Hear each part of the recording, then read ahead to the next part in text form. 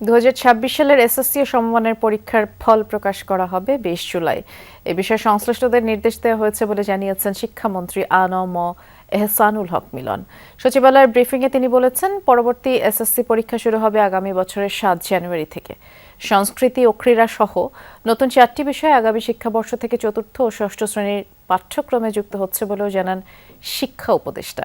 আর প্রাথমিক শিক্ষা প্রতিমন্ত্রী জানিয়েছেন, 180 দিনের মধ্যেই প্রাথমিকের শিক্ষার্থীদের বিনামূল্যে পোশাক, জুতা, মোজা দেওয়ার পাইলট প্রকল্প শুরু হবে।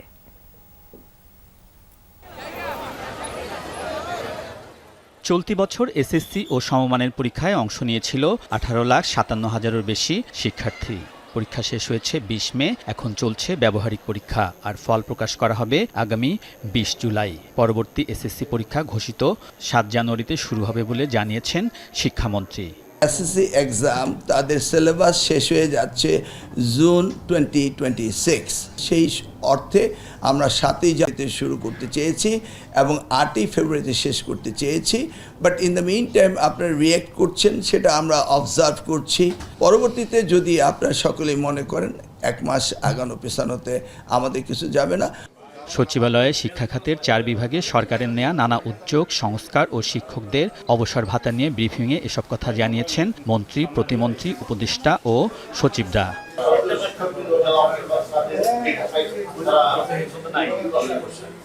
শিক্ষা উপদেষ্টা বলেন, সরকার শিক্ষা ব্যবস্থাকে করতে চায় সৃজনশীল ও কর্মমুখী। সেই লক্ষ্যে সংশোধন হচ্ছে পাঠ্যক্রম। আগামী শিক্ষাবর্ষ থেকে বিভিন্ন শ্রেণীতে সংস্কৃতি, ক্রীড়া, কারিগরি শিক্ষা এবং লার্নিং উইথ হ্যাপিনেস নামে 4টি নতুন বিষয় অন্তর্ভুক্ত হচ্ছে।